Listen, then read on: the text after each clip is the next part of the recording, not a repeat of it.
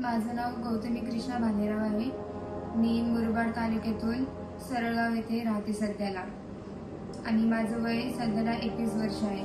ज्या टायमाला मी 11वीमध्ये प्रथम कॉलेजमध्ये शिकत होते त्या टायमाला माझी वय 16 वर्षे आणि 15-16च्या दरम्यान होती. त्या टायमाला मी मालाडमध्ये इमिटेशनमध्ये काम करत होते. त्या टायमाला माझ्या मम्मीचा फोन आला की तुझी म्हणजे माझ्या मम्मीची तब्येत खूप खराब आहे म्हणून मला इकडून घेऊन जा आणि माझा जो बॉयफ्रेंड तो मला खूप मारपीट करतो आणि मी त्या परिस्थितीत नाही की मी चालून येईल म्हणून तुझ्यापर्यंत, तर तू मला इकडून घेऊन जा आणि हॉस्पिटलमध्ये ॲडमिट कर.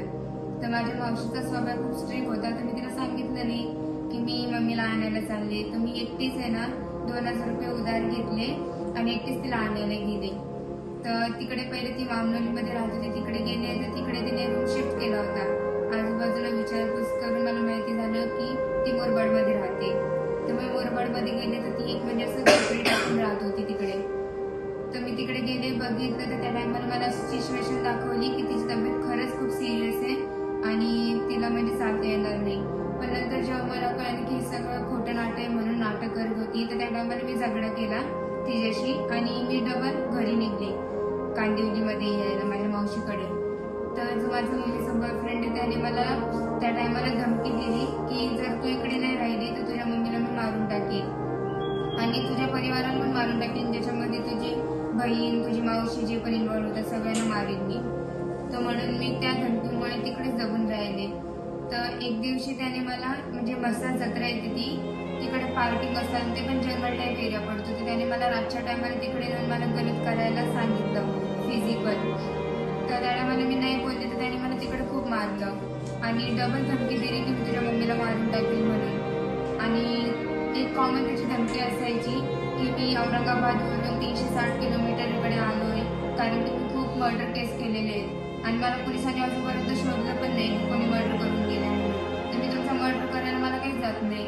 तर अशी धमकी देऊन त्याने माझ्यासोबत गलत कार्य केलं.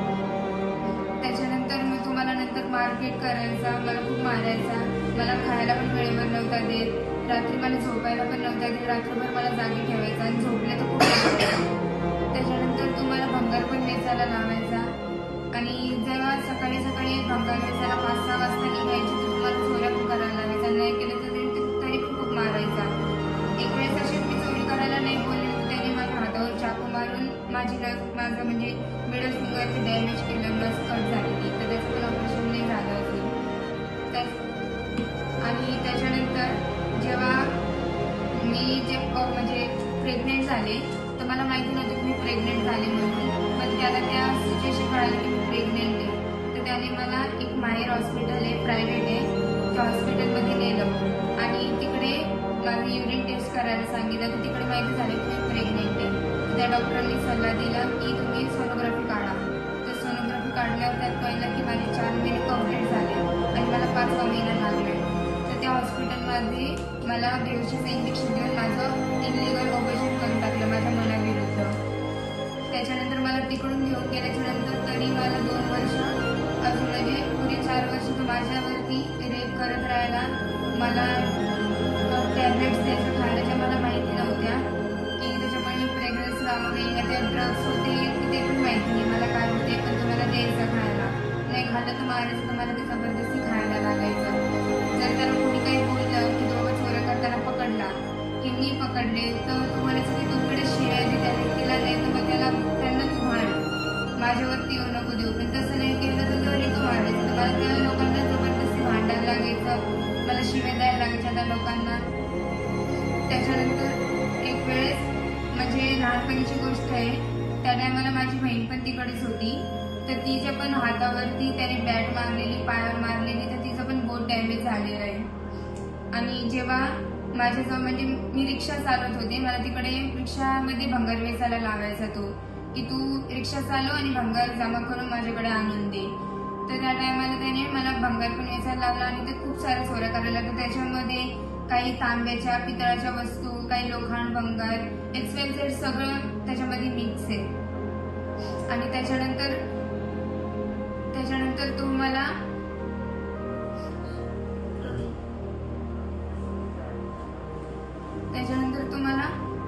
धमकी पण द्यायचं की तुझ्या मम्मीला मारून टाकेल. मी मम्मीला सांगायला गेले तर मम्मी बोलते की तू किती जरी काही सांगितलं ना तर मी तुझ्यावरती विश्वास नाही करणार, मी त्याच्यावरती विश्वास करेन फक्त. मी तरी काय सांगणार माझ्या मम्मीला की माझ्यासोबत काय होती काय नाही. त्याला मला वाटलं की माझ्या मम्मीला काहीच माहिती नाही म्हणून.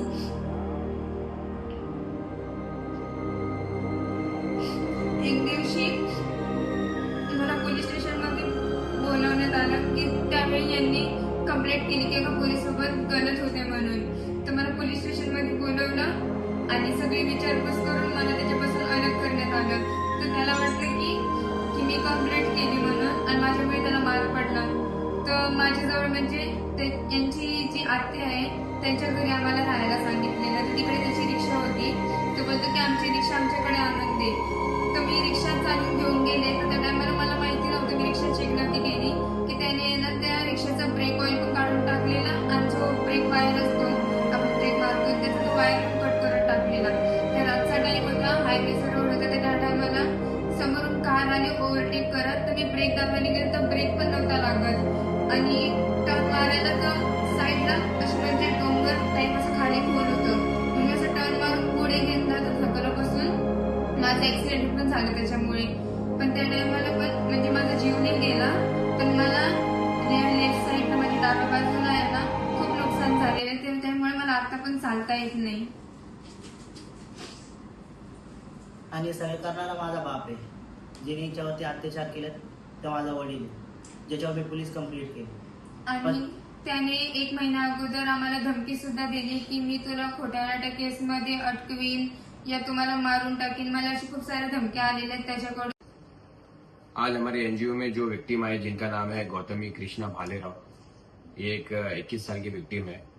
इनका बोलना ऐसा है कि जब ये 15 साल के थे, जब ये माइनर थे, तब से इनके साथ में सेक्सुअल असॉल्ट और इनकी जो मम्मी है उनके बॉयफ्रेंड जो है वो इनके साथ में कंटिन्यूस रेप कर रहे हैं और कई इलीगल चीजें इनके साथ में हुई गई है. पिछले 4 से 5 साल से कंटिन्यू इनके साथ में फोर्सफुली रेप हुआ है, इनका एबॉर्शन हुआ है और कई इलीगल एक्टिविटीज इनके साथ में हुई है. उनका बोलना ऐसा है कि इलीगली फोर्सफुल तरीके से इनके जो मदर के जो बॉयफ्रेंड है जिनका नाम है रमेश भालेराव, जो कल्याण में रहते हैं, उन्होंने इनको फोर्सफुली वहां पे बुलवा के उनके साथ में जबरदस्ती रेप किया और हर ओकेशन में उनके साथ में रेप किया जाता था.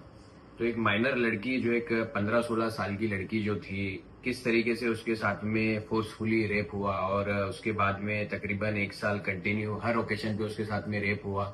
उसके बाद में वो प्रेग्नेंट हो गई थी. प्रेग्नेंट होने के बाद में फोर्सफुली उसका एबॉर्शन कराया गया. फिर कहीं ना कहीं हमने देखा है कि कहीं ना कहीं उनके साथ में जब वो ये चीजों को लेकर मना कर रही थी या भाग रही थी तो उसको उनके साथ में बहुत ही असॉल्ट भी हुआ है, फिजिकली अब्यूज हुआ है और उनको कई उनकी बॉडी पे से मार्क्स है, स्टेप के मार्क्स है, उनको चाकू से मारा गया है, बहुत सी चीजें हुई है.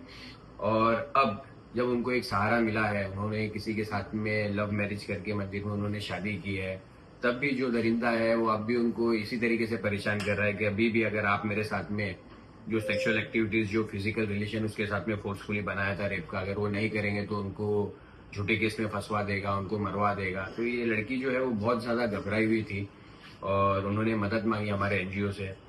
तो हमने उनको एक आश्वासन दिया है कि हम तो उनकी पूरी मदद करेंगे और जो दरिंदे ये सारी चीजों के पीछे है उनको हम एक सबक सिखाएंगे. और ये वीडियो बनाने का मकसद हमारा ये है कि कहीं ना कहीं हम जो दुनिया देखते हैं और हकीकत में जो दुनिया है उसमें बहुत ज्यादा फर्क है. क्योंकि कहीं ना कहीं हमारे आपके बीच में बहुत सी ऐसी मासूम बच्चियां हैं जिनके साथ में फिजिकल सेक्सुअल असॉल्ट होता है, कहीं ना कहीं उनके साथ में रेप होते हैं, लेकिन वो बेचारी मासूम बच्चियां डर के घबरा के कहीं ना कहीं वो चीजें अपनी फैमिली को नहीं बता पाती, बाहर लोगों को नहीं बता पाती. तो उन बच्चियों को, उन बहनों को मैं यही बोलना चाहता हूँ कि आपको डरने की, घबराने की जरूरत नहीं है. कोई ऐसे दरिंदा जो आपको फिजिकली अब्यूज करता है, सेक्सुअल असॉल्ट करता है या आपका फोर्सफुली रेप करने की कोशिश कर रहा है या कर रहा है, तो आप हिम्मत करके आगे बढ़ के आप हमारे एनजीओ से संपर्क कर सकते हैं. हम आपको न्याय दिलाएंगे और जो ऐसे दरिंदे हैं उनको हम सबक सिखाएंगे कि उनको देखने के बाद में फिर ऐसी कोई जरूरत ना करे.